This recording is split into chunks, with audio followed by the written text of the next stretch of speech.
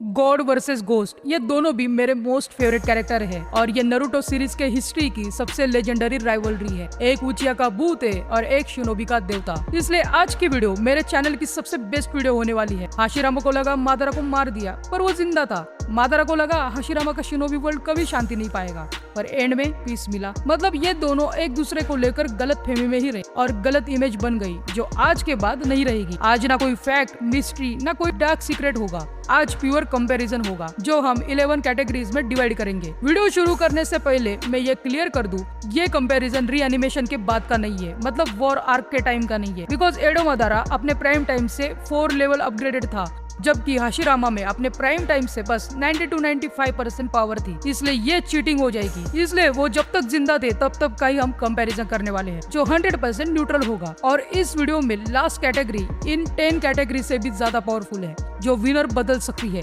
इसलिए debate skip ना करके एंड हाँ, आपने बहुत सारे वोट्स किए थे इस बैटल के लिए। क्रेजी यार, तो करते start. Category number 1, naturally gifted powers and natural talent में एक डिफरेंस है। जैसे एक के पास शारिंगन है तो दूसरे के पास वुड स्टाइल, ये पावर्स है। पर जब बात टैलेंट की आती है ना, तब सब चेंज हो जाता है। कैसे? तो ये कैटेगरी बताएगी। मादारा छोटी उम्र से ही हर चीज में तेज था। छोटी उम्र में ही उसने बैटलफील्ड पर जो एक्सपीरियंस शिनोबी थे ना, भाई ने उनको जाके चैलेंज किया। शारिंगन को एक्स्ट्रा ऑर्डिनरी लेवल तक मास्टर किया एंड उसके बाद उसने जो अपने भाई के शारिंगन ट्रांसप्लांट किए थे, उन इंटरनल मांगेक्यू शारिंगन की जितनी पोटेंशियल हो सकती है ना, उन फुल पोटेंशियल को अनलॉक किया। इसी हंगर के कारण वो अपने हाई बैटल आईक्यू से पैटर्न जल्दी डिकोड कर पाता था। एंड हाँ, वो अलग बात है कि मांगा उसकी कॉम्बैट एबिलिटी एंड चक्रा को थोड़ा सा एक्सेप्शनल दिखाया जाता है, पर इस चीज से हमें फर्क नहीं पड़ना चाहिए। बट हाशिरामा को देखने के बाद हमें कुछ और दिखाई देता है। हाशिरामा भी बचपन से तेज था। उसके पास ना कोई शारिंगन था, ना कोई टेलबिस्ट, ना कोई कंट्रोलर। फिर भी उसने अपनी जन्मजात wood style, massive life force, unbelievable chakra से मादारा एंड कंप्लीट कुरामा को एक साथ हराया 1v2।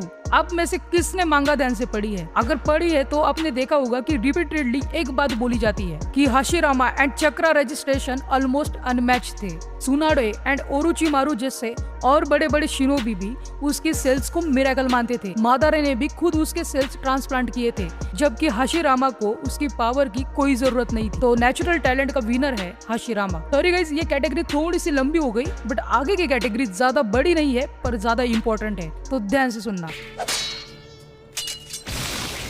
Category number 2, battle IQ सबसे टफ कंपैरिजन है बिकॉज दोनों भी गोट है। पर ये डिबेट आज खत्म हो जाएगी क्योंकि दोनों विनर कभी नहीं हो सकते। दोनों में से एक ही होगा ऑफ कोर्स। वॉर आर्क देखो तो मादारा ने सभी परफेक्ट काउंटर्स दिए थे। जैसे उसने क्लोन्स बनाए थे सुसानो के पाइक आगे से लड़ने के लिए। उसके लिम्बो का टाइमिंग भी फ्लॉलेस था। अब ये बात तो हो गई वॉर आर्क की, जो हम कंपैरिजन में लेने नहीं वाले। बट भाई बैटल आईक्यू की जब बात आती है ना, तो उसने अपना डेथ का प्लान बना रखा था। भाई सोचो, मरने से पहले मरने का प्लान बना रखा था उसने। एंड सबको लगा ये मर गया है, पर वो जिंदा था। उसने हाशिरामा की सेल्स भी हाशिरामा से ही चुरा ली। पर अगर दूसरी साइड देखो तो हाशिरामा ब्रिलियंट था, बट बुद्धा स्टैचू जो पीस का सिंबल है, पर उसकी स्ट्रेटेजी भी देखो तो वो कामनेस पर बेस्ड थी। वो कभी कभी दया करके छोड़ देता था और इसका ही फायदा एनिमी ले लेता था। इसलिए बैटल आईक्यू का विनर है मादारा।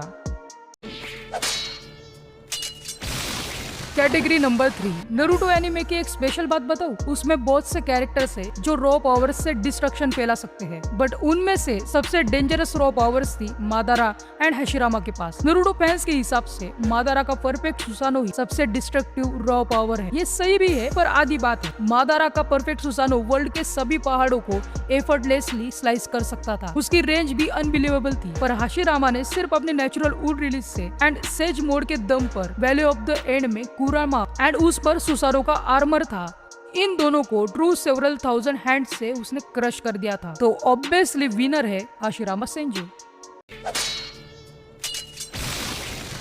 Category number 4, Hashirama and Madara, इन दोनों में भी चक्रा प्लस स्टेमिना बहुत अच्छा था। ये मैं इसलिए भी कह रहा हूँ बिकॉज मादारा ने पूरे शिनोबी अलायंस से अकेले फाइट की थी, वो भी बिना थके, और उसकी जो रिकवरी थी और चक्रा था वो एक्स्ट्रा ऑर्डिनरी था। ये तब पॉसिबल हुआ जब हाशिरामा सेल्स उसके साथ थी, पर जब नहीं भी थी तब भी वो इतना ही पावरफुल था। सोचो, वो कंप्लीट सुसानो को बना रहा है, वो कुरामा को भी कंट्रोल कर रहा है और साथ में कुरामा पे सुसानो का आर्मर भी लगा रहा है, और ये सब होते हुए भी वो थक नहीं रहा। लड़े जा रहा है। अब हाशिरामा की बात करें तो वो अलग ही लेवल का बंदा था, वो अशुरा का इनकारनेशन था। इस वजह से उसका चक्र एंड स्टेमिना नेचुरली ज्यादा था। वो इतना स्किल्ड था कि वो बिना हैंड स्किल से रीजनरेशन कर पाता था, मतलब सोच सकते हो। इसलिए स्टेमिना प्लस रिकवरी का विनर है हाशिरामा सेंजू।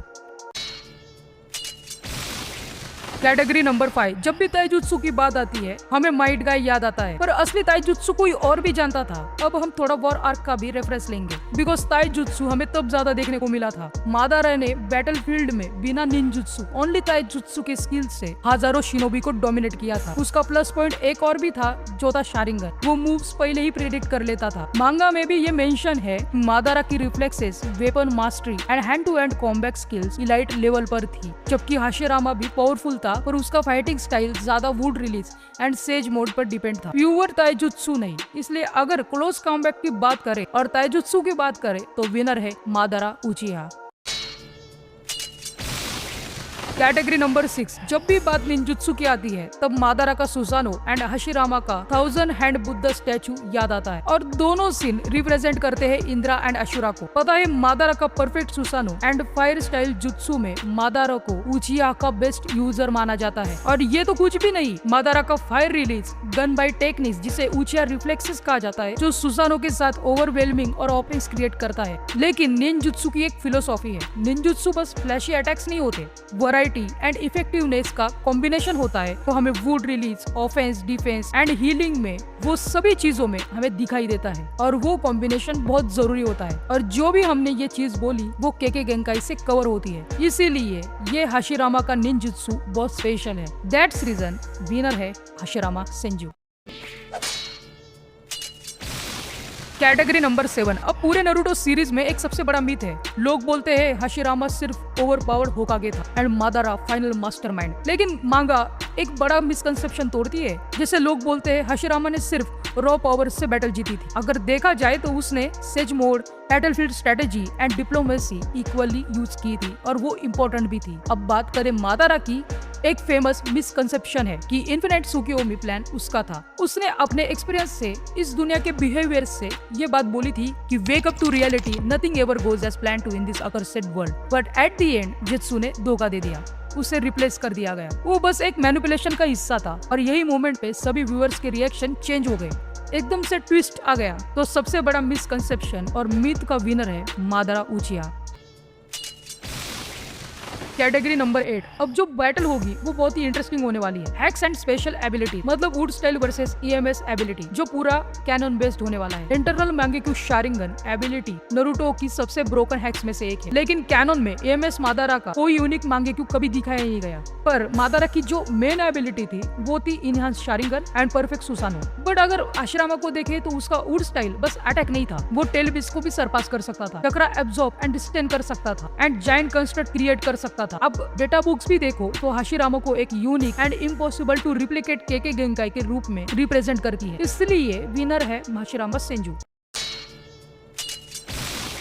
Category number 9। दोनों की लाइफ में बहुत सारी अचीवमेंट है, बट कौन सी है? मादारा का सबसे बड़ा फीचर परफेक्ट सुसानो था। इंटरनल मांगेक्यू का फुल पोटेंशियल अनलॉक करना था, जबकि उसको जरूरत भी नहीं पड़ी उसको यूज करने की, वो इतना पावरफुल था। पर हाशिरामा की अचीवमेंट वुड स्टाइल थी, ऐसा आपको लगता है? उसकी सबसे बड़ी अचीवमेंट थी gate of the great god, जो मेरा फेवरेट जुत्सु है भाई। आकाश से नीचे आता था भाई वो, और Buddha statue, Madara and nine tail and Susanoo को, तीनों को हरा दिया भाई उसने। मतलब सोचो 1v3, तो इसलिए अचीवमेंट का विनर है हाशिरामा।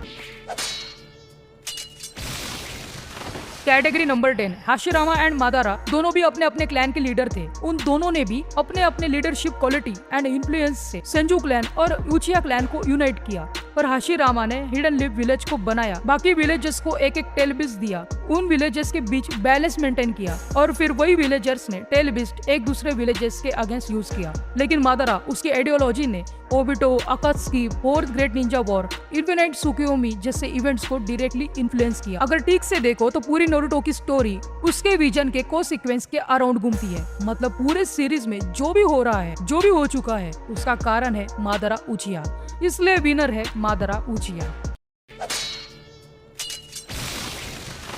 Category number 11। अब ये लास्ट कैटेगरी है, वो जो सबसे पावरफुल कैटेगरी है, जो विनर को चेंज कर सकती है। तो चलो देखते हैं कि किशिमोटो सेंसे के क्या विचार है। उनके हिसाब से मादारा अल्टीमेट शिनोबी है, बट अगर सिर्फ कैरेक्टर को देखो तो वो एक लेजेंडरी राइवल है। हर मेजर बैटल में हाशिरामा उसे ओवरकम कर देता है, बिकॉज हाशिरामा के चक्रा वुड रिलीज सेज मोड को शिनोबी वर्ल्ड के सबसे बड़े लेवल पर प्लेस करती है। सबसे बड़ा प्रूफ यही है कि हाशिरामा की सेल के लिए सब पागल थे, इवन मादारा खुद यूज करता है, जबकि हाशिरामा को किसी की जरूरत नहीं, ना किसी की सेल की जरूरत है। पर किशिमोटो के हिसाब से हाशिरामा विनर है।